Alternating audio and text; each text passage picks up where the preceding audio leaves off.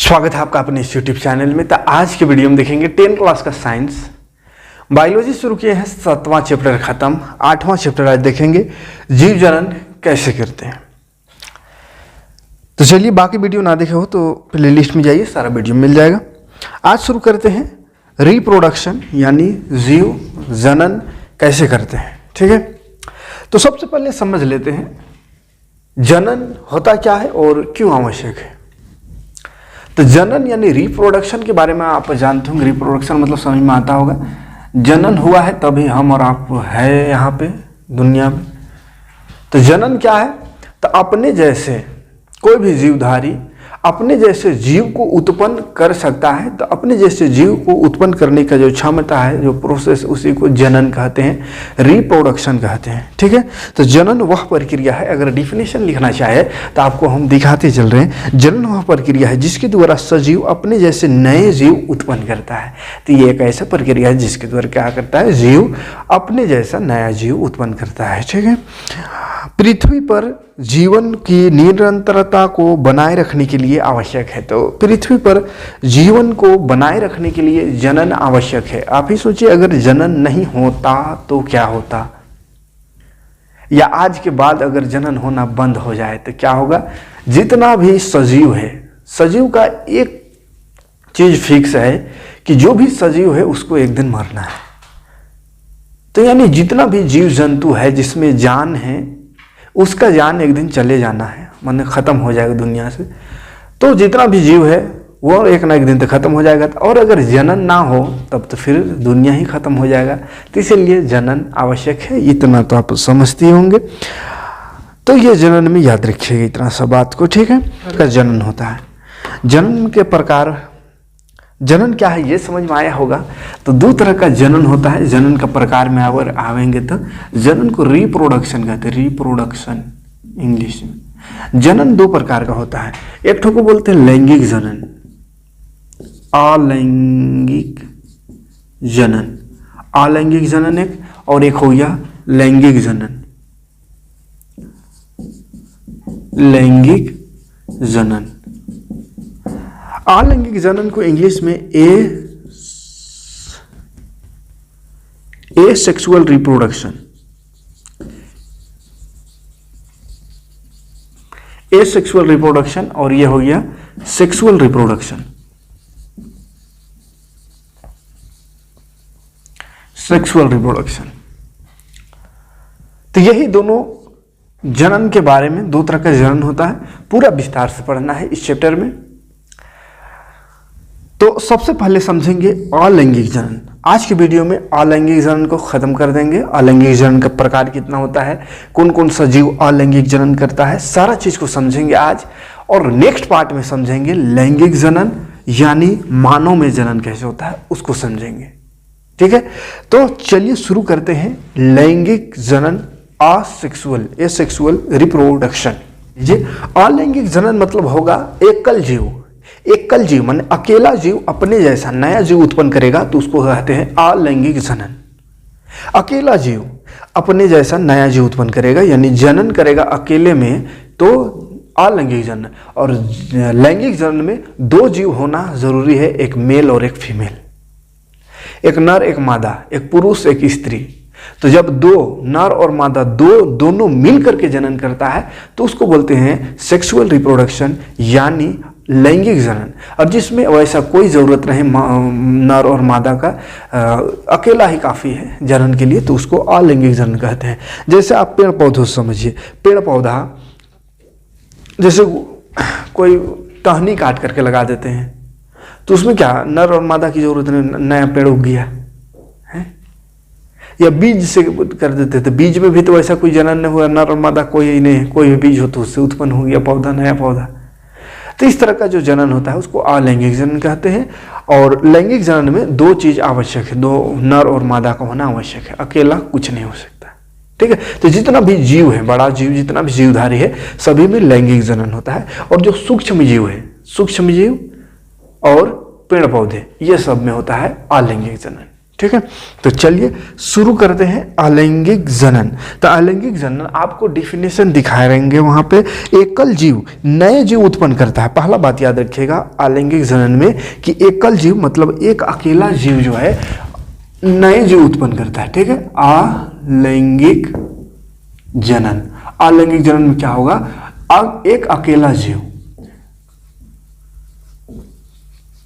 Asexual reproduction, एक अकेला जीव नया जीव उत्पन्न करा तो उसको अलैंगिक जनन कहेंगे। दूसरा बात इसमें याद रखना, युग्मक का निर्माण नहीं होता है, ठीक है।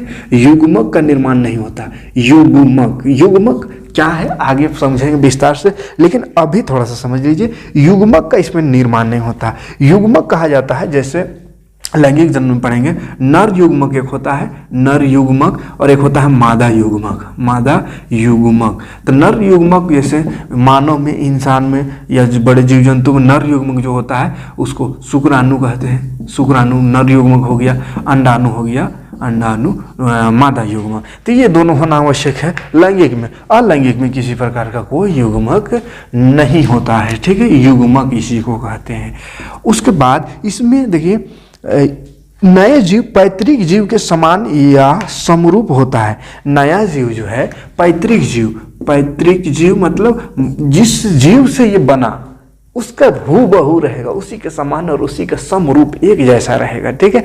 जैसे गुलाब का पौधा है, उसको काट के लगा दिए तो गुलाब जैसा होगा, हैं, वो चमेली का नहीं बनेगा, एकदम सेम टू सेम। दो पौधा है तो आप अगर बराबर दोनों बढ़ गया उसके बाद आप पहचान नहीं पाइएगा कि ये वाला पौधा कौन वाला ये कौन है, मतलब एकदम सेम टू सेम रहता है, वैसे ही पत्ता, वैसे ही फूल, वैसे ही सेम टू सेम रह सकता है, ठीक है। ऐसे हाइड्रा हो गया, अमीबा हो गया, ये सब में होता है अलैंगिक जनन। जनन जो होता है इस सब में पता ही नहीं चलेगा कौन माँ किससे निकला है ना, माने कौन बाप है कौन माँ है, माँ बाप तो उसमें वही नहीं रहता है, एक ही चीज होता है, माने किस पैतृक जीव इसलिए कहते हैं। पैतृक माने किससे ये उत्पन्न हुआ है, उसमें दो नहीं, जैसे लैंगिक में तो माँ और बाप दो हुआ है, दोनों से हुआ है, लेकिन इसमें क्या है, एक सिंगल जीव से नया जीव उत्पन्न हुआ। तो एकदम जिससे उत्पन्न हुआ उसी के जैसा हूबहू रहेगा, यानी समान भी रहेगा, एक समान और समरूप भी रहेगा। जैसे लैंगिक वाला में हम लोग जैसे जीव जंतु समान होता है लेकिन समरूप नहीं होता है। जैसे इंसान है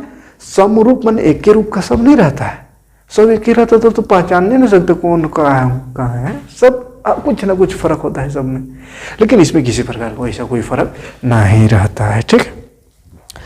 अगला है संतति गुणन के लिए यह एक बहुत उपयोगी माध्यम है। संतति का गुणन यानी संतति को तेजी से बढ़ाने के लिए, संतान को तेजी से बढ़ाने के लिए यह आवश्यक है, माने बहुत तेजी से इसमें जनन होता है। अलैंगिक जनन में बहुत तेजी से जनन होता है, लैंगिक जनन में लंबा प्रोसेस है क्योंकि इसमें दो चाहिए, और अलैंगिक में फटाफट पूर्ण हो जाता है, ठीक। जैसे सूक्ष्म जीव फटाफट जनन कर लेता है, पूरा कोशिका विभाजन हुआ, एक ठो से 1000 बन जाता है तुरंत, ठीक है। तो ये अलैंगिक जनन में ये बहुत तेजी से बढ़ता है, गुणन होता है, बढ़ता है। यह निम्न वर्ग के जीवों में अधिक पाया जाता है, ठीक है। तो अलैंगिक जनन किसमें पाया जाता है, निम्न वर्ग यानी छोटे जीवों में, ज्यादातर सूक्ष्म जीवों में, ठीक है। जैसे अमीबा, हाइड्रा, एस्पाइरोगाइरा, है ना। तो सभी को एक एक करके समझेंगे जनन कैसे होता है किसमें, ठीक है। तो ये लैंगिक जनन, अलैंगिक जनन के बारे में इतना समझ में आ गया होगा। उसके बाद थोड़ा सा लैंगिक जनन के बारे में भी जान लेते हैं, उसके बाद फिर अलैंगिक जनन का विधि पढ़ेंगे, अलग अलग जीव में कैसे होता है।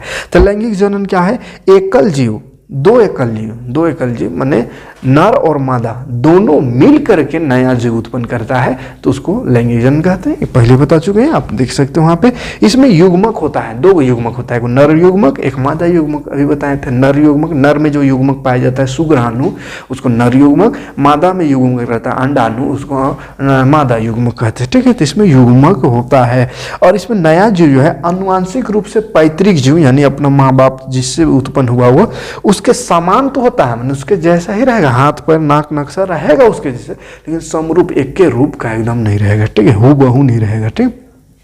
प्रजाति विभिन्नता उत्पन्न करने में सहायता करता है। ये क्या करता है, प्रजाति में विभिन्नता उत्पन्न करने में सहायक है अलैंगिक जनन के, इसमें विभिन्नता होती है, एक के नहीं होता है ना।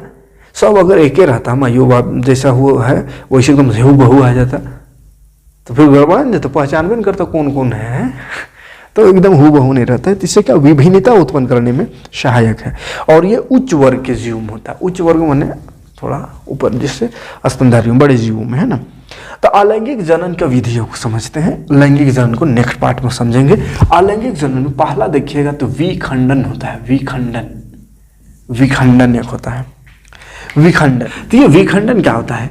टूटना। खंडन माने टूटना होता है, ये मालूम होगा। खंडन माने टूटना। तो इस प्रक्रम में एक कोशिका दो या दो से अधिक कोशिकाओं में टूट जाता है। एक कोशिका है वो क्या हो जाएगा? दो या दो से अधिक कोशिकाओं में टूट जाएगा। जैसे कोशिका टूट गया, दो जीव बन गया, एक ये दो या दो से अधिक टुकड़ा में भी टूट सकता है। और वो जितना टुकड़ा में टूटा उतना नया नया जीव बन गया। तो ये हो गया विखंडन विधि से जनन। ठीक है, तो विखंडन विधि में आवेंगे तो दो तरह का होगा। एक को बोलते हैं द्विखंडन। द्विखंडन, द्वि माने समझ में आता होगा दो टुकड़ा, है ना, द्विखंडन। और एक होता है बहुखंडन। बहुखंडन, ठीक है, एक द्विखंडन और एक बहुखंडन। तो द्विखंडन होता है अमीबा में। ठीक है, अमीबा देखे होंगे ऐसा। अमीबा में जनन कैसे होता है? ये जब विकसित पूरा हो जाए तो अमीबा इस तरह से यहाँ पे इतना सा लगभग साड़ी, फिर ये धीरे धीरे धीरे धीरे पूरा यहाँ से टच कर जाता है ये, फिर ये यहाँ से टूट करके एक इधर हो गया, एक इधर हो गया, ले दो जीव बन गया। ठीक है, ऐसा हुआ, फिर ये तीसरा। तो याद रखने का बाद नाम में समझ में आ रहा है। द्विखंडन माने दो टुकड़ा। तो एक जीव दो टुकड़ा हो जाता है, दो भाग में टूट करके और नए जीव उत्पन्न करता है। तो इस प्रकार के जनन को द्विखंडन कहते हैं। टूट करके दो जीव बन गया। ठीक है, डिफिनेशन देखते चलिए, लिखते जाइएगा। दो जीव, जब जीव जो है दो कोशिकाओं में विभाजित हो जाता है। ठीक है, शॉर्ट में याद रखिएगा। एक जीव दो कोशिकाओं में विभाजित हो जाता है द्विखंडन में, और बहुखंड में बहु टुकड़ा में टूट जाता है। ठीक है, याद रखिएगा। बहुखंडन में बहु टुकड़ा में टूट जाता है। जैसे प्लाज्मोडियम, प्लाज्मोडियम। ठीक है, प्लाज्मोडियम याद रखिएगा। जैसे मच्छर काटता है, प्लाज्मोडियम छूट जाता है। एक प्लाज्मोडियम गनगना पूरा शरीर में भर जाता है। ठीक है, तो बहुत सारा टुकड़ा में टूट जाता है, तो उसको बहुखंडन कहते हैं। ये सिंपल सी चीज़ है, जल्दी जल्दी खत्म करते हैं। दूसरा में आते हैं, दूसरा खंडन। खंडन, फ्रेगमेंटेशन। फ्रेगमेंटेशन इसको कहते हैं अंग्रेजी में, है ना। खंडन और विखंडन दोनों में फर्क है थोड़ा सा, है ना। दोनों चीज़ें सेम है, हल्का फुल्का फर्क है। विखंडन माने टूट रहा था, खंडन मतलब भी तो टूटना ही होता है। तो इसमें भी टूटेगा, लेकिन इसमें ये स्पाइरोगायरा आएगा, है ना। खंडन विधि का है तो स्पाइरोगायरा में खंडन होता है। आप वहाँ से देखिए, इस प्रजनन विधि में सरल संरचना वाले बहुकोशिकीय जीव विकसित होकर छोटे छोटे टुकड़ों में खंडित हो जाता है। ठीक है, बहुकोशिकीय जीव उसमें था, और उस सब में एकल कोशिकीय जीव में होता है विखंडन। और खंडन जो है बहुकोशिकीय जीव, जैसे स्पाइरोगायरा इस तरह का रहता है, इस तरह का। ये टूट जाएगा, यहाँ से टूटा तो एक यहाँ निकल गया, यहाँ से टूटा एक और निकल गया, यहाँ से टूटा और इस तरह से जय टुकड़ा में हुआ उतना टुकड़ा ये टूट जाता है और नया नया जीव उत्पन्न हो जाता है, नया जीव बन जाता है। तो इस प्रोसेस को खंडन कहते हैं या फ्रेगमेंटेशन कहते हैं। तस्वीर के साथ वहाँ पे डिफिनेशन हमको दिखाते चलेंगे। बहुत सिंपल सा ये चीज़ है, नाम याद रखिएगा, नाम से थोड़ा सा एक लाइन का डिफिनेशन याद रखिएगा और एग्जाम्पल याद रखिएगा। ठीक है, खंडन में स्पाइरोगायरा, विखंडन में वह दो गया था द्विखंडन, द्विखंडन में अमीबा, बहुखंडन में क्या था प्लाज्मोडियम और खंडन में स्पाइरोगायरा। उसके बाद आवेंगे पुनरुद्ध भवन। एक है पुनरुद्ध भवन, तीसरा पुनरुद्ध भवन होता है। हाँ, जन्म मतलब फिर से जन्म हो रहा है। पुनरुद्ध भवन किस में होता है? पुनर्जनन किस में होता है? जैसे एक जीव होता है प्लेनरिया, हाइड्रा में भी होता है, एक प्लेनरिया होता है, एक हाइड्रा यहाँ से भी निकल जाए। तो पुनर्जन्म यानी कि कट गया, छट गया, जितना काटोगे जितना छाटोगे उतना बढ़ेंगे कहता है। मतलब ये जीव है, ठीक है, प्लेनरिया जीव है। इसको मान दीजिए यहाँ से टूट गया, यहाँ से एक कट हो गया, यहाँ से कट ले, दो टुकड़ा खचा खच मार दे। कहेगा जितना काटेगा उतना बढ़ेंगे। एक कटा यहाँ से कट के इधर हुआ, छटपटा यहाँ पे भी पूंछ उछ बन गया, इसका भी शरीर, ये भी शरीर बन जाता है। और यहाँ जो कटा है बीच वाला देह है ये वाला, उसमें भी धीरे धीरे मुंह कान बन जाता है, पूंछ उछ बन जाता है, ये भी एक जीव बन गया। और ये जो नीचे कटाया पूंछिया वाला, वो पूंछरी वाला में भी मुंह कान बन गया, ये भी बन गया वो जीव। मैंने तीन टुकड़ा करे तो तीन गो जीव बन गया। ले ये हाइड्रा इस तरह का होता है। हाइड्रा को भी 3 टुकड़ा कर दे 3 गुण जीव बन जाएगा, 2 टुकड़ा करेंगे 2 जीव बन जाएगा। तो चूंकि इसको काट रहे हैं मतलब मार रहे हैं तो ये और बढ़ जा रहा है, तो इसीलिए इसको बोलते हैं पुनर्जन्म, यानी मरल नहीं है, तो काट दिया मन मर गया, लेकिन धीरे धीरे फिर से इसमें आँख कान मुंह कान बनने लगता है और जीव बन जाता है। तो ये हो गया पुनर्जन्म है। ऐसा जन्म होते रहता है, ऐसे ये पुनर्भवन हो गया। ठीक है, पैलिंड्रिया हाइड्रा आपको वहाँ पे दिखाते चलें, देखते चलिएगा, बस यहाँ समझा रहे हैं थोड़ा थोड़ा, फटाफट करेंगे। ये सब सिंपल सा चीज़ है, ज़्यादा टाइम बर्बाद नहीं करना है सब में। मुकुलन एक होता है, मुकुलन। चौथा मुकुलन। मुकुलन मुकुलन को बडिंग कहते हैं, बडिंग। मुकुलन भी हाइड्रा में होता है। हाइड्रा में 2 तरह के जन्म, पुनर्जन्म भी होता है और मुकुलन भी होता है। ठीक है, तो समझते हैं मुकुलन। समझिए, ये एक जीव है। ठीक है, इसमें यहाँ पे एक मुकुल, यहाँ पे इस तरह से उभार निकलता है, तो इस उभार को मुकुल कहते हैं। क्या कहते हैं? मुकुल। अब ये वाला धीरे धीरे बढ़ता है, ये हो गया इतना बड़ा, ये ही बड़ा हो गया और बड़ा हो गया। ऐसे ऐसे बढ़ते बढ़ते क्या हो जाता है, ये इसके जैसा बढ़ते बढ़ते हो जाता है, यानी इस तरह से निकल गया, इसमें भी सूंगा सूंगा निकल गया, यानी ये भी बढ़ गया। ठीक है, अब ये जो बढ़ गया, जैसे थोड़ा सा जबड़े यहाँ से बढ़ा देते हैं, इस तरह से बड़ा होते होते और बढ़ गया, और यहाँ पे इस तरह से बड़ा सा हो गया, इसी के जैसा पूरा सेम इसके जैसा। ठीक है, अब ये थोड़ा सा छोटा सा उभार नहीं था, धीरे धीरे बड़ा होते होते होते होते बड़ा हो गया। अब बहुत बड़ा हो गया, तो यहाँ पे देखिए, यहाँ पे थोड़ा गेज वेज आ गया, यहाँ पे एकदम यहाँ से निकला हुआ है, तो ये तो पतला बड़ा हो गया, तो भारी होगा नहीं, बोला भारी होगा तो यहाँ से कहा होगा खींच आ जाएगा, टूट जाएगा, यहाँ से टूट के या गिर गया। गिरा यहाँ तो गिरेगा तो मरेगा थोड़ी, यहाँ से ये बोला जो है ना पूरा फिर नया जीव, फिर इसमें भी ऐसा उभार उत्पन्न होगा यहाँ है या इधर कहीं भी, फिर ये बड़ा होगा बड़ा होगा बड़ा होगा, बड़ा होते होते फिर भारी होगा, फिर यहाँ से टूटेगा, फिर एक नया जीव बन गया। तो इस तरह से टूटता है नया जीव बनता है, टूटता है नया जीव। तो ये जो निकल रहा है, यहाँ पे जो निकल रहा है, इसी को मुकुल कहते हैं, मुकुल। तो मुकुल द्वारा जनन हो रहा है, इसलिए इस विधि को मुकुलन कहते हैं। ठीक है, हाइड्रा में होता है। क्लियर? डेफिनेशन आपको दिख रहा होगा, डेफिनेशन का लिखा हुआ देख लीजिए। इस प्रक्रम में जीव के शरीर में एक उभार उत्पन्न होती है जिसे मुकुल कहते हैं। यह मुकुल पहले नन्हे फिर पूर्ण जीव के रूप में विकसित हो जाता है। पहले छोटा रहता है, फिर धीरे धीरे बड़ा होता है तथा जनक से अलग हो जाता है, यानी ये जो है इससे अलग हो जाता है और फिर वो अपना जिंदगी अपना गुजर बसर करता है। ठीक है, हाइड्रा और ईस्ट में ऐसा होता है, हाइड्रा और ईस्ट में। ठीक, तो मुकुलन भी समझ में आ गया होगा, इतना आसान है मुकुलन। एग्जाम्पल याद रखने का, हाइड्रा और ईस्ट में मुकुलन हो रहा है।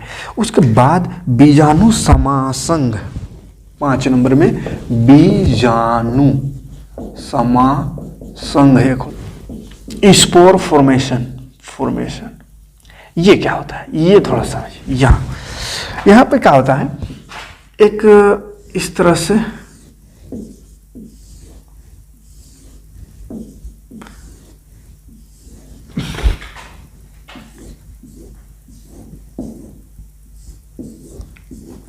ये समझिए जड़ जैसा है।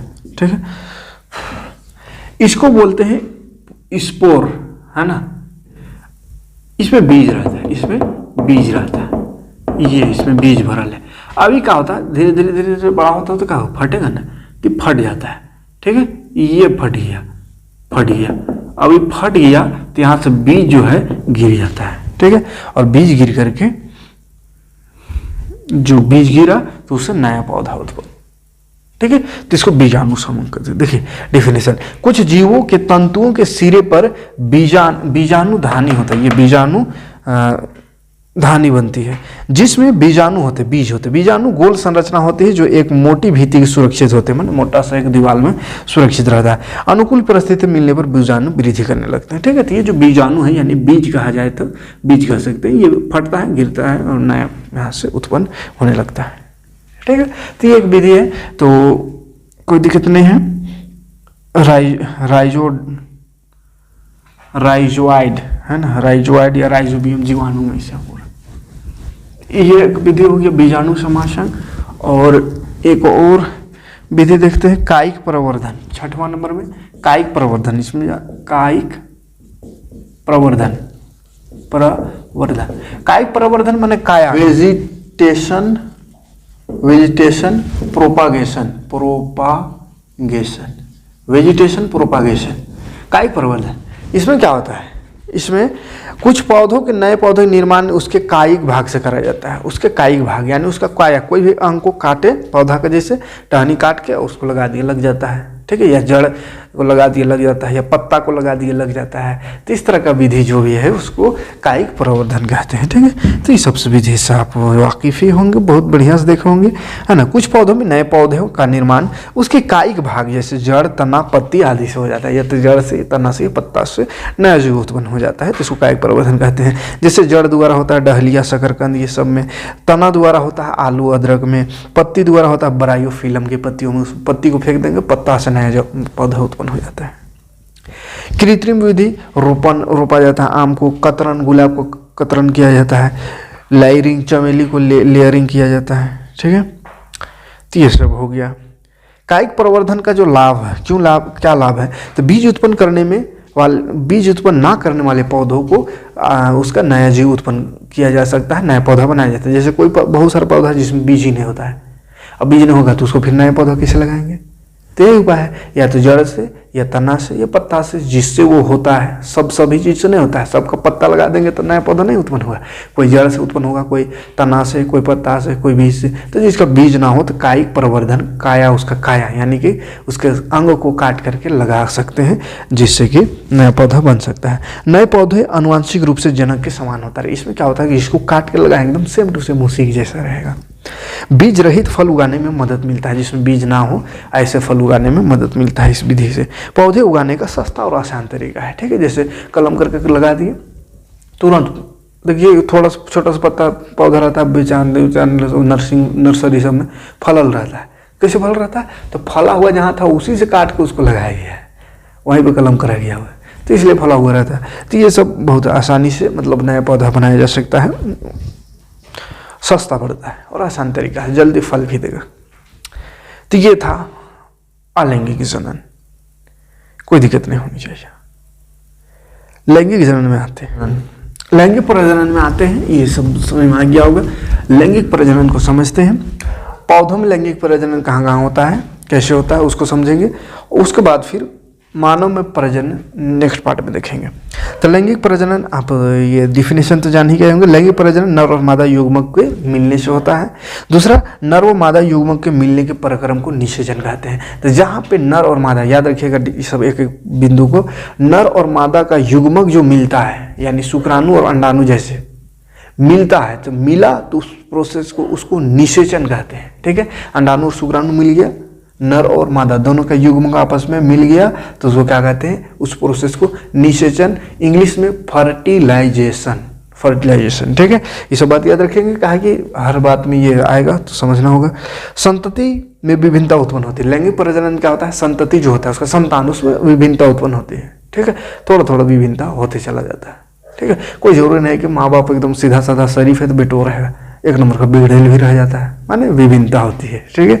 हाँ, तो पुष्पी पौधों में लैंगिक जनन देखते हैं। पुष्पी पौधा में, फूल में, है ना, फूल वाला पौधा में, तो फूल पौधा का जो है जनन अंग है। पौधा का जनन अंग याद रखिएगा, फूल है, लिख ज़्यादा नहीं रहे क्या कि समय बर्बाद होता है, आपको डिजिटली दिखा रहे हैं, ठीक है।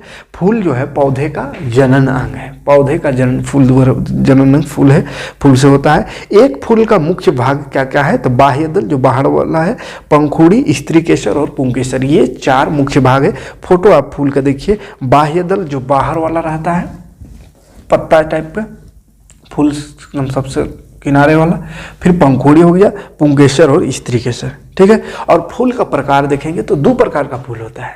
2 प्रकार का फूल, एक होता है एकलिंगी फूल, एक होता है द्विलिंगी फूल। एकलिंगी फूल जिसमें एक ही लिंग होता है, या तो नर रहेगा या मादा रहेगा, फूल में एक ही लिंग, या तो नर फूल या मादा, तो उसको एकलिंगी फूल कहते हैं। और द्विलिंगी फूल में नर और मादा दोनों एक में, यानी लड़का लड़की दोनों एक में, एक एक फूलवा में दोनों है, एक एक फूलों में दोनों भाग है, नर वाला भाग भी, मादा वाला भाग भी, मेल वाला भाग भी और फीमेल वाला भाग भी, तो दोनों एक एक फूल में हो तो उसको द्विलिंगी फूल कहते हैं। जैसे द्विलिंगी उभयलिंगी फूल या द्विलिंगी कह सकते हो, उभयलिंगी है ना। तो उभयलिंगी फूल का एग्जाम्पल हो गया सरसों, गुड़हल ये सब, और एक लिंगी का पपीता, तरबूज ऐसा। तो पुष्पी फूलों का संरचना आप तस्वीर देख सकते हैं, फोटो। अब यहाँ से समझेंगे जन्म कैसे, बीज का निर्माण कैसे होता है इससे, है ना। तो फूल कैसे बना दे, कैसे बनाऊं कैसे बनाऊं, ये वाला है ना, ये यहाँ पे डायरेक्ट आया हो। तो ये वाला जो है इसको बोलते हैं स्त्री केसर, मैंने सब मिला के स्त्री केसर है, लेकिन ये क्या है, वर्तिकाग्र है, वर्तिकाग्र, वर्तिका, ये वर्तिकाग्र है, और ये है वर्तिका, ये नली। और यहाँ पे जो है ये बीजांड है और अंडाशय, ये वाला पूरा भाग, ये वाला भाग अंडाशय, अंडाशय। और यही तीनों मिलजुल करके स्त्री केसर कहलाता है। स्त्री केसर यानी स्त्री वाला भाग है, ठीक है। अब समझिए क्या होता है, ध्यान से समझिए, ध्यान से। बाकी आपको डिफिनेशन सब दिखेगा, लेकिन एकदम साधारण शब्दों में पहले समझ लीजिए कि कैसा प्रोसेस क्या हो रहा है। ये देखिए, ये फूल का भाग समझिए, ये बाहर वाला बाह्य दल, ये पंखुड़ी है, तीन वो जहाँ पंखुड़ी दिख रहा है। उसके बाद ये पतला वाला जो है, छोटा वाला, ये परागकोश है, और ये तंतु है, ये जो रस्सी तंतु है, यही दोनों को मिला के तंत्री पुंकेसर कहते हैं, नर वाला भाग। ये बीजांड का बीच वाला भाग बीजांड कहते हैं यहाँ इसका भाग। और ये वाला पूरा जो है, ये पूरा को अंडाशय कहते हैं। और ये मोटा वाला जो गया है नस, मतलब ये वाला, इसको वर्तिका कहते हैं। और ये वाला जो भाग है उसको वर्तिकाग्र कहते हैं। अब होता क्या है समझिए, ये नर वाला भाग और मादा दोनों एक ही जगह है, नर और मादा दोनों एक ही जगह है, तो काम क्रिया तो होगा कुछ, तभी तो आगे जनन होगा। तो क्या क्रिया होता है, देखिए इसमें कुछ कण होता है, इसमें पराग कण होता है। क्या होता है, पराग कोश में पराग कण होता है, पराग कण, पराग कोश में क्या होता है, पराग कण होता है, पराग कण छोटे छोटे कण होता है। अब ये कण को आना है यहाँ आएगा, तब यहाँ से फिर ये यहाँ से होते हुए यहाँ आएगा, तब जनन कंप्लीट होगा। अब आवे कैसे, यहाँ कैसे आएगा, यहाँ ये कण यहाँ कैसे पहुंचेगा। तो उसके लिए या तो बाहरी वातावरण से हवा हुआ जो चल रहा है, हवा आंधी तूफान, इससे हवा हुआ से उड़ करके ये यहाँ पहुँच जाता है ना, या इधर से यहाँ वाला से यहाँ गया, हवा से कुछ हिस्से भी, है ना, कैसे भी करके वहाँ पहुँचना है, हवा आंधी तूफान से, या कुछ जीवों द्वारा, जीव जैसे तितली यहाँ बैठा फिर यहाँ चल गया, मक्खी उखी यहाँ तो यहाँ बैठा, उसका पैर में कान लटका चिपका, यहाँ बैठ गया तो यहाँ छूट गया काटो, और यहाँ से फिर आगे ये नली द्वारा होता हुआ यहाँ पे अंडाशय में आता है, ठीक है। तो इस तरह से यानी किसी भी तरह से, या तो हाँ आंधी तूफान, या पानी बारिश उरिश, या कोई जीव द्वारा पराग कोश से पराग कण वर्तिकाग्र में जाता है, वर्तिकाग्र। फिर वर्तिकाग्र में जाने के बाद वर्तिका से होता हुआ, ये वर्तिका से होता हुआ अंडाशय में जाता है। अंडाशय में जब गया तो इसका निषेचन की क्रिया पूर्ण हो जाती है, निषेचन हो जाता है। और निषेचन होने के बाद फिर यहाँ फल बनना शुरू हो जाता है। और फल बनना जब शुरू हो जाता है तो जो बीज वाला भाग, बीजांड जिसको बोले, बीजांड जो है वही बीजांड जो है बीज बन जाता है उस फल का। और बाकी ये वाला भाग जो है गूदा रहता है जिसको खाते हैं, ठीक है। और बीच वाला बीजांड जो है वो बीज बन जाता है, ठीक। और ये प्रोसेस नहीं हुआ तो फूल सड़ जाएगा, फल नहीं लगेगा, इसमें सूख जाएगा फूल। तो इस प्रोसेस को होने के लिए मक्खी उखी या जो भी मधुमक्खी या तितली कुछ भी चीज बैठना जरूरी है। अब ये बैठा तो उड़ा देते हैं, वो अपने फायदा के लिए जरूर बैठा है, लेकिन आपका भी फायदा कर रहा है, इसका भी फायदा कर रहा है। या आंधी तूफान भी जरूरी है, आंधी तूफान भी ना हो तो फल बनवे नहीं करेगा। जैसे गेहूं सब हो गया, गेहूं का फूल से फल बनता है, आंधी तूफान उसमें भी जरूरी है, कुछ भी में। तो आंधी तूफान वैसा आ जाता है, मैंने जरूरत से ज्यादा जरूरत नहीं है, लेकिन हल्का फुल जरूरी है ताकि इधर उधर इसका जो कण है वो पहुंचे मेन जगह तक, ठीक है। अब आंधी तूफान आने से कहता तूफान हो गया, नुकसान हो गया, तो नुकसान नहीं, फायदे के लिए होता है। हाँ जरूरत से ज़्यादा है तो नुकसान होगा, लेकिन फायदे के लिए, हवा चलता है, आंधी आती है, तो ये सब फायदे के लिए। तितली बैठ रहा है फूल में तो फायदे के लिए, उसको उड़ाना नहीं चाहिए, भगाना नहीं चाहिए, है ना। नहीं तो अब जो फल जो भी लगाए हैं, अब भैया फूल में देखते रहिएगा, सूखा जाएगा, फल उल नहीं होगा उसमें, ठीक है। तो कैसे होगा समझ में आ गया, ये कण यहाँ जाएगी, यहाँ से यहाँ आएगा, काम हो गया, ठीक, आपको यहाँ पे दिख ही रहा होगा, यहाँ से आप बढ़िया से लिख सकते हैं। ठीक, तो ये फूल का जनन था और बाकी अलैंगिक जनन जितना भी था उसको पढ़ चुके हैं, समझ चुके हैं। उम्मीद है वीडियो समझ में आएगा। लाइक करिए अगर समझ में आया होगा तो कमेंट करिए कि नेक्स्ट पार्ट जल्दी लेकर आइए। तो नेक्स्ट पार्ट आपको कल ही मिल जाएगा, जिसमें मानव में प्रजनन पढ़ेंगे, मानव में जनन कैसे होता है वो पढ़ेंगे। तो कमेंट ज़रूर करिएगा। मिलते हैं नेक्स्ट वीडियो में। Thanks for watching. जय हिंद।